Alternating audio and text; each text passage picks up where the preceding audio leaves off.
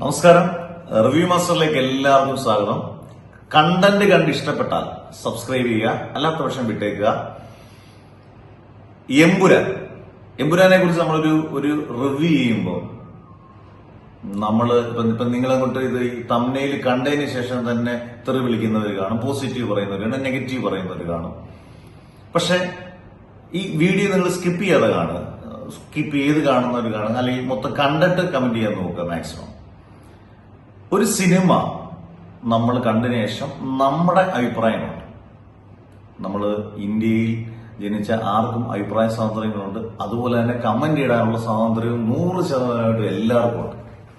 ഇപ്പൊ നമ്മളൊരു എമ്പുരാനെ കുറിച്ചൊരു സിനിമ ചെയ്തതിനു ശേഷം നമ്മളതിന്റെ ഒരു റിവ്യൂ ചെയ്താൽ അയാളൊരു സംഘിയാണെന്നോ സുഡായിപ്പിയാണെന്നോ ഇങ്ങനെയൊക്കെ പറയുന്നത് എന്നെ സംബന്ധിച്ചുള്ള എനിക്കൊരു രാഷ്ട്രീയ പാർട്ടിയിലും ഒന്നുമില്ലാത്ത ഒരാളാണ്.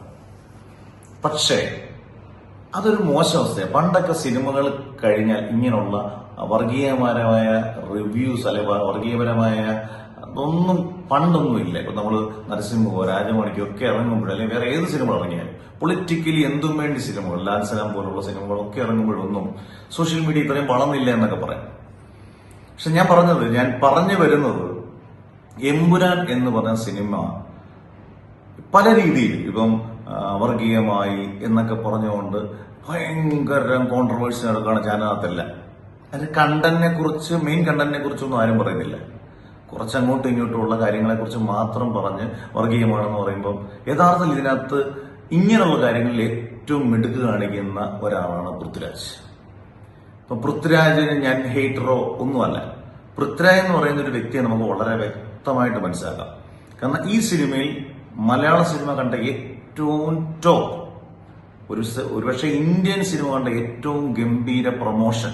നമുക്കറിയാം, ഈ സിനിമ ഇടയ്ക്കൊരു പ്രശ്നങ്ങളൊക്കെ ഉണ്ടായി, ലേക്ക പ്രൊഡക്ഷൻസ് ഒക്കെ ഏറ്റെടുക്കാനൊക്കെ ഉള്ള ബുദ്ധിമുട്ടും ഒക്കെ വന്നപ്പോൾ ഗോകുലൻ ലേക്ക പ്രൊഡക്ഷൻ ഏറ്റെടുക്കാൻ വിസമ്മതി. ലേക്ക പ്രൊഡക്ഷൻ പോകുമ്പോൾ ഗോകുലൻ ഏറ്റെടുക്കുന്നത് വരെ അവരൊക്കെ ടെൻഷൻ അടിച്ചിട്ട് പോലും അതിനുശേഷം വളരെ കുറച്ച് ദിവസം കൊണ്ട് ഈ സിനിമയെ ലോകത്തിൽ മൊത്തം റീച്ച് ചെയ്യിപ്പിക്കാനുള്ള അസാധാരണമായ ഒരു കേപ്പബിലിറ്റി പൃഥ്വിരാജിനുണ്ട്. അതിനകത്ത് നിസ്സംശയം പറയാം. അതാണ് നമുക്ക് ഈ കാണുന്ന കളക്ഷൻ. ഇപ്പൊ 100 കോടി തള്ളാണെന്ന് ചോദിച്ചാൽ തള്ളൊന്നും ആയിരിക്കത്തില്ല. കാരണം ആദ്യ ദിവസം തന്നെ പ്രീ സെയിൽ തന്നെ 50 കോടി നടന്നിട്ടുണ്ടെങ്കിൽ ഉറപ്പായിട്ട്, കാരണം എല്ലാവരും ബുക്ക് ചെയ്തു. ആ ബുക്ക് ചെയ്യിപ്പിക്കാനുള്ള അദ്ദേഹത്തിന്റെ അസാധാരണമായ മാർക്കറ്റിംഗ് ഇന്ന് മലയാള സിനിമയിൽ വേറെ ആർക്കും ഇല്ല എന്ന് തന്നെ പറയാം. ഇപ്പം സത്യം പറഞ്ഞാൽ ആൾക്കാരെ മണ്ടന്മാരാക്കാണ്. വർഗീയത എന്ന് പറയുമ്പോൾ തന്നെ അത് പൃഥ്വിരാജിന്റെ ഒരു മാർക്കറ്റിംഗിന്റെ ഒരു ഭാഗമാണെന്ന് മാത്രമേ എനിക്ക് തോന്നുള്ളൂ. കാരണം അങ്ങനൊന്നൊരു ഇന്ത്യയിൽ പോലൊരു ഡെമോക്രസി ആയിട്ട് ഇത്രയും വിശ്വസിക്കുന്ന ഒരു രാജ്യത്ത് നമ്മൾ അങ്ങനൊന്നും ചിന്തിക്കേണ്ട ആവശ്യമില്ല. അന്നേരം അത്രയും ഡെമോക്രസി ആയിട്ടുള്ള രാജ്യത്ത് ഇപ്പൊ രാഷ്ട്രീയത്തെ കുറിച്ച് പറഞ്ഞ് വിവാദങ്ങളൊക്കെ ഉണ്ടാക്കുന്ന യഥാർത്ഥത്തിൽ പൃഥ്വിരാജ് ഇരുന്ന് ചിരിക്കുമായിരിക്കും വീട്ടിലിരുന്ന്. കാരണം ഈ സിനിമ കൊണ്ട് അന്നേരം അത്രയൂടെ കൂടുതൽ ആൾക്കാരിലേക്ക് ഇത് റീച്ച് ചെയ്യുമെന്ന് പറയാം. ഞാൻ ഇപ്പോഴും പറയുന്നൊരു കാര്യം, എമ്പുരാൻ എന്ന് പറയുന്ന സിനിമയുടെ വലുപ്പം എല്ലാവരും പറയുന്നത് ഇന്റർനാഷണൽ സ്റ്റാൻഡേർഡാണ്, ഒരു രക്ഷയില്ല, നിങ്ങൾക്ക് മനസ്സിലാകാത്തതുകൊണ്ടാണ്. ഞാനൊരു കാര്യം വളരെ വ്യക്തമായിട്ട് ചോദിച്ചോട്ടെ. ഇപ്പം ലൂസിഫർ കണ്ടതിന് ശേഷം നമുക്ക് ഇപ്പം എന്നോട് ചോദിച്ചാൽ പോലും ഒരു 15ഓളം സീക്വൻസ് അല്ലെങ്കിൽ കയ്യടി നേടുന്ന അല്ലെങ്കിൽ നമ്മുടെ മനസ്സിൽ ഇപ്പോഴും ഓർമ്മയുള്ള ഡയലോഗുകളായാലും നമ്മുടെ മനസ്സിൽ ഉറപ്പായിട്ടും ഉണ്ട്. കാരണം അത്രയും ക്ലാസി സിനിമയെന്ന് ഞാൻ വിശ്വസിക്കുന്ന ഒരു സംഭവമാണ്. ഇപ്പൊ 6 തമ്പുരാന്റെ ദേവസ്ഥാനത്തിൽ വേറൊരു ട്രെൻഡിങ് ഒരു സിനിമയാണ്. ആ സിനിമയിൽ ഒരു കാറിന് പോലും മോഹൻലാൽ വരുന്ന ആ കാറിന് പോലും ഒരു ക്യാരക്ടറായിട്ട് നമുക്ക് ഫീൽ ചെയ്യുന്ന രീതിയിലാണ് പൃഥ്വിരാജ് എടുത്തേക്കുന്നത്. ഞാൻ എല്ലാവരുമായിട്ട് ചോദിക്കാം, വളരെ ഓപ്പൺ ആയിട്ട് ഇരിക്കാം, ഈ എമ്പുരാൻ എന്ന് പറയുന്ന ഇന്റർനാഷണൽ ആയിട്ട് എടുത്തേക്കുന്ന ഒരു സിനിമ, പൈസ ഉണ്ടെങ്കിൽ നമുക്ക് എന്ത് റിച്ച് ഫ്രെയിംസും നമുക്ക് എടുത്തു വെക്കുന്നതിന് ഒരു കുഴപ്പമില്ല. അന്ന് 50 കോടിയോ 100 കോടി 150 കോടി 200 കോടി ചെലവാകുന്നതിന് ഓരോ കോടിക്കും അനുസരിച്ചും ഫ്രെയിംസിന്റെ റിച്ച്നെസ് കൂട്ടുന്നതിന് ഒരു പ്രശ്നമില്ല. നിങ്ങൾക്ക് ധൈര്യമായിട്ട് കമന്റ് ഇടാം, ഉറപ്പായിട്ട് കമന്റ് ഇടാം എല്ലാവർക്കും. ആ ഫ്രെയിംസിനകത്ത് നിങ്ങൾക്ക് ഈ സിനിമ കണ്ടതിന് ശേഷം, എമ്പുരാൻ കണ്ടതിന് ശേഷം നിങ്ങൾക്ക് ഓർമ്മയിലുള്ള ഒരു 5 സീൻ നിങ്ങൾക്ക് പറയാൻ കാണത്തില്ല, ഉറപ്പായിട്ട്, സത്യസന്ധമായിട്ട്. ഇപ്പൊ ജംഗിൾ ഫൈറ്റ് പോലുള്ള ഒരു സീക്വൻസിൽ നമ്മൾ കൈയടിക്കുന്ന മോഹൻലാൽ മുണ്ട് മുടക്കി കൈയടിക്കുന്ന സീൻ അടിച്ചപ്പോൾ നിങ്ങൾ കമന്റ് ഇടുക, നിങ്ങൾക്ക് ഗൂസ്ബംപ് ഉണ്ടാക്കിയാലോ വളരെ കൈയടിക്കാൻ പറ്റിയ സീനുകൾ ഏതൊക്കെയുണ്ട്. നമ്മൾ ഈ പറയുമ്പോൾ അയ്യോ അതെന്താ അങ്ങനല്ല, ഇത് ഭയങ്കര അർത്ഥവത്തായ അർത്ഥതലങ്ങളുള്ള സിനിമയാണ്. ഇത് സാധാരണ ഹൈ ക്ലാസ് ഒന്നോ ലോ ക്ലാസ് ഒന്നോ ഇല്ല ഈ സിനിമ. ഈ ഒരു സിനിമ കാണുമ്പോൾ പ്രേക്ഷകനെ എൻജോയ് ചെയ്യിപ്പിക്കാൻ പറ്റുന്നതായിരിക്കണം സിനിമ. അതിനകത്ത് കണ്ടന്റ്, ഇത് അങ്ങനെ ഒരു സിനിമയാണല്ലോ, ഒരു മാസ് പടമാണല്ലോ, അതൊരു അവാർഡ് പടമല്ലല്ലോ, ഇതൊരു മാസ് പടമാണ്. അല്ലാതെ ഇത് ലണ്ടനിൽ ഷൂട്ട് ചെയ്തെന്നും ഇറാഖിൽ ഷൂട്ട് ചെയ്തെന്നും കാണുന്ന പ്രേക്ഷകൻ അറിയേണ്ട ആവശ്യമില്ല. നമ്മൾ തിയേറ്ററിൽ ഇരിക്കുമ്പം നമ്മൾ എൻജോയ് ചെയ്യുന്നതാണ് ഒരു മാസ് എന്റർടൈനർ എന്ന് പറയുന്ന സിനിമ കൊണ്ട് ഉദ്ദേശിക്കുന്നത്.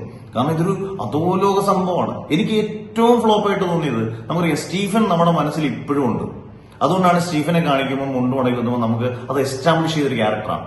എബ്രാം ഖുറേഷി എന്തിനാണ്?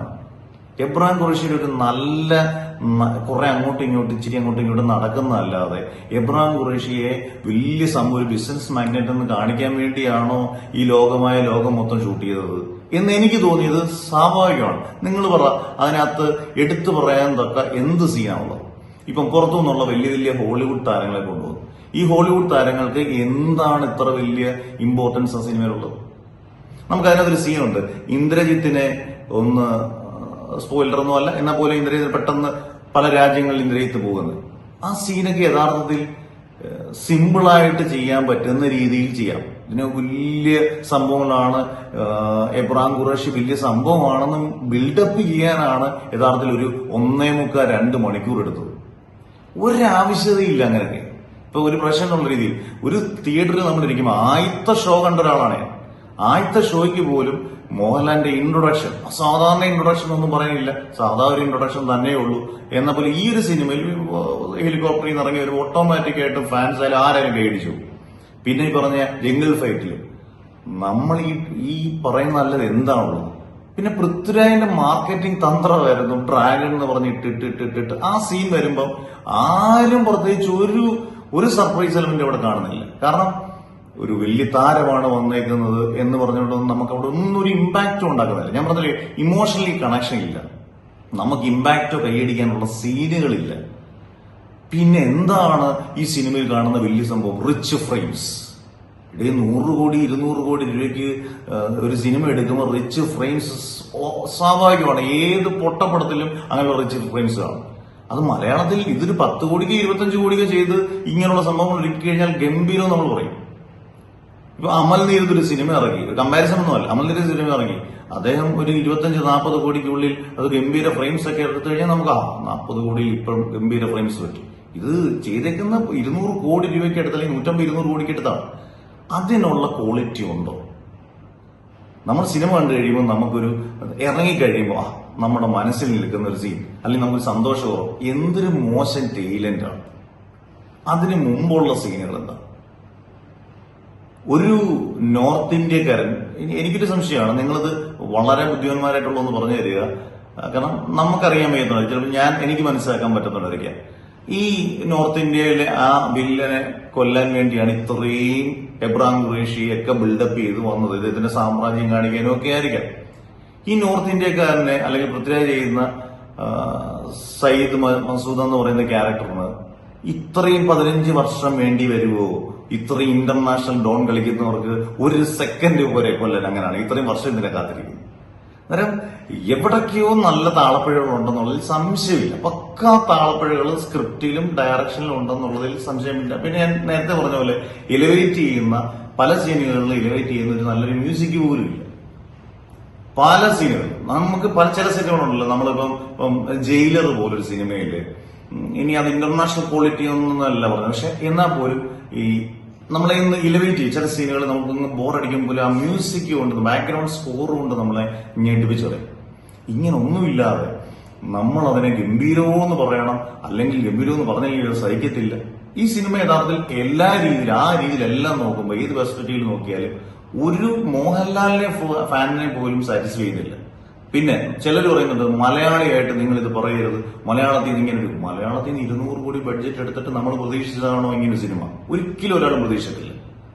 പിന്നെ ചിലവര് വിഷമം കൊണ്ടാണ് പറയുന്നത് നമ്മൾ ഹേറ്റേഴ്സ് ആണ്, ഞങ്ങൾ പറയുന്നതെല്ലാം മോശം റിവ്യൂ ആണ്. അത് നിങ്ങൾക്ക് നിങ്ങളുടെ അഭിപ്രായങ്ങൾ പറയാം.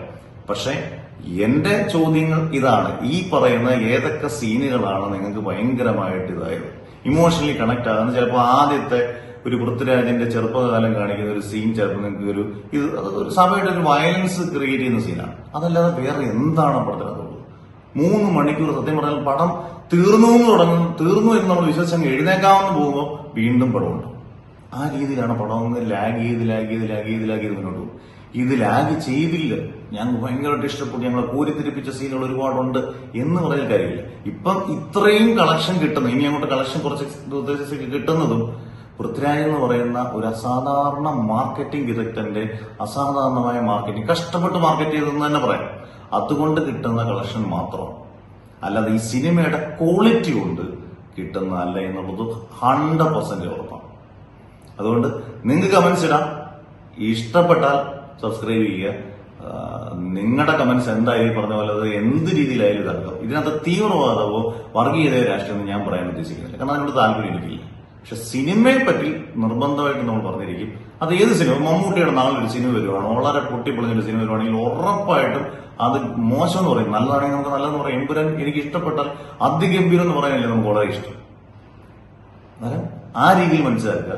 ഈ പറഞ്ഞ പോലെ നിങ്ങൾ ഈ പറഞ്ഞ വീഡിയോ കണ്ട ശേഷം നിങ്ങളുടെ കമന്റ്സ് എന്താണെന്ന് നിങ്ങൾ പറയും.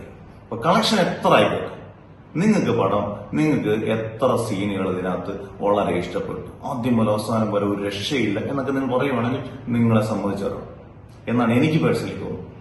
അന്നേരം നിർത്തുന്നു. ഈ പറഞ്ഞ പോലെ കണ്ടന്റ് ഇഷ്ടപ്പെട്ടാൽ നിങ്ങൾ സബ്സ്ക്രൈബ് ചെയ്യുക. അടുത്ത വീഡിയോ ആയിട്ട് വരുന്നതായിരിക്കും. ഓക്കെ.